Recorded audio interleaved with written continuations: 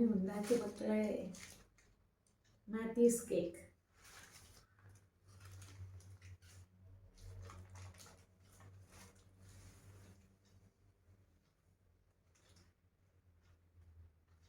Hello, നമ്മുടെ ട്രിവാൻഡ്രംകാരുടെ ഒരു special ഐറ്റമാണ് ഈ മാത്യൂസ് കേക്ക് എന്ന് പറയുന്നത്. അറിയാത്തവർക്കായിട്ട് പറഞ്ഞാണ്.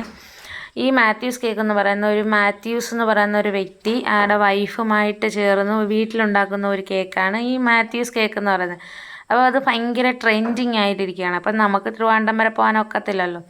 അപ്പോൾ ആ അവസരങ്ങളിൽ നമുക്ക് കഴിക്കാവുന്ന രീതിയിൽ നമുക്കൊന്ന് ഉണ്ടാക്കി നോക്കാം. എനിക്ക് കറക്റ്റായിട്ട് മാത്യൂസ് കേക്കിൻ്റെ ടേസ്റ്റ് എന്താണെന്ന് എനിക്കറിയില്ല, കാര്യം ഞാൻ കഴിച്ചിട്ടില്ല.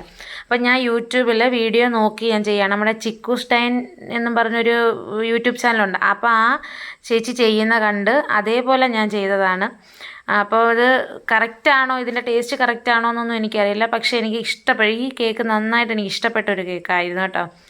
അപ്പോൾ ഇതിന് പ്രത്യേകിച്ച് എളുപ്പ പരിപാടി, മൊത്തം എളുപ്പമാണിത്. ആദ്യം നമ്മുടെ മൈദയും അതേപോലെ കൊക്കോ പൗഡർ, അത് ഒരു കപ്പ് വേണ്ട, 3/4 കപ്പ് വീതം വെച്ച് എടുക്കുന്നത്. ഞാൻ 3 മുട്ടയ്ക്കുള്ള ആക്കുന്നത്. അപ്പോൾ 3/4 കപ്പ് മൈദയും അതേപോലെ കൊക്കോ പൗഡറും ഒരു ശകലം സോഡാപ്പൊടിയും കൂടി ഇട്ട് നന്നായിട്ട് അരിച്ച് മാറ്റി വെക്കുക. അതിനുശേഷം ഒരു 3 മുട്ടയും വാനില എസെൻസും നന്നായിട്ട് മിക്സ് ചെയ്യുക.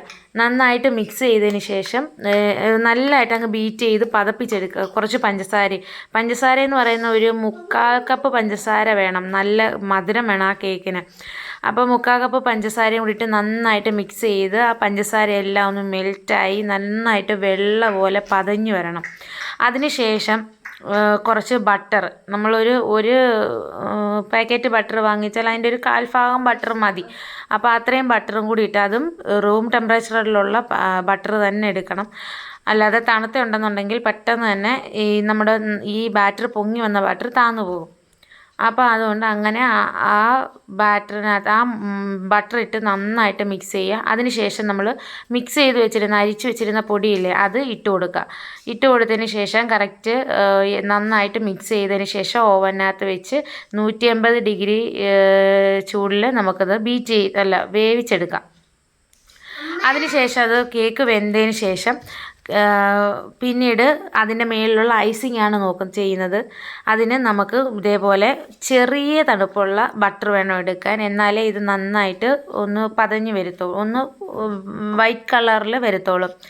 ചെറിയ തണുപ്പ് വേണം. അപ്പം നമ്മൾ ഫ്രിഡ്ജിൽ വെച്ചിട്ട് ഒരു 5 മിനിറ്റ് കഴിഞ്ഞ് എടുക്കാമെങ്കിൽ ആ പരുവത്തിന് കിട്ടും. അപ്പോൾ ആ ബട്ടർ നമ്മൾ നന്നായിട്ട് ബീറ്റ് ചെയ്ത്, ഒരു ബട്ടറിനൊരു ലൈറ്റ് മഞ്ഞ ഷെയ്ഡല്ലേ, അപ്പോൾ അത് മാറി ഒരു വെള്ള വെള്ള കളർ ആകുന്നവരെ നന്നായിട്ട് ബീറ്റ് ചെയ്യുക. അതിനുശേഷം ഇട്ട് കൊടുക്കുന്നത് പഞ്ചസാരപ്പൊടിയാണ്. നമുക്ക് എത്ര അളവ് വേണോ അതിനനുസരിച്ച് പഞ്ചസാരപ്പൊടി ഇട്ട് കൊടുക്കാം. ഞാനൊരു 1/4 കപ്പ് പഞ്ചസാര പൊടിച്ച് വെച്ചിട്ടുണ്ട്. ഞാനത് ഫുള്ളും ഇടുന്നുണ്ട്. അപ്പോൾ അതിട്ടതിന് ശേഷം എനിക്ക് തോന്നുന്നു ഞാൻ ഉപയോഗിച്ചതിൽ ഇച്ചിരി കുറവുണ്ടായിരുന്നു. ക്രീം എനിക്ക് ഇച്ചിരിയും കൂടി ഇടാം എന്ന് തോന്നി. അത് ക്രീം നല്ല ടേസ്റ്റ്, ഈ ക്രീം നല്ല ബട്ടർ ക്രീമാണ്, ഇത് നല്ല ടേസ്റ്റ് ഉണ്ട്. അപ്പോൾ ഇച്ചിരി കൂടി ഉണ്ടായിരുന്നെങ്കിൽ കഴിക്കാമായിരുന്നു. പക്ഷേ കറക്റ്റ് മധുരത്തിനുള്ള ക്രീം എനിക്കുണ്ടായിരുന്നു.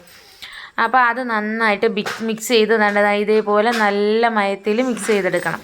അതിനുശേഷം നമ്മുടെ കേക്ക് നമ്മുടെ പാത്രത്തിൽ നിന്ന് ഡിമോൾഡ് ചെയ്തെടുക്കുക. നല്ല സോഫ്റ്റ് കേക്കാണ്, പെട്ടെന്ന് പൊട്ടി പോകും. വലുതായിട്ട് ഇല്ല എങ്കിലും നമ്മൾ ആ സ്ക്വയർ പാത്രം ആയതുകൊണ്ടാണ് എനിക്കിങ്ങനെ മുറിഞ്ഞു പോയത്. അല്ലാതെ മുറിഞ്ഞു പോകുന്ന ടൈപ്പ് കേക്കും അല്ല.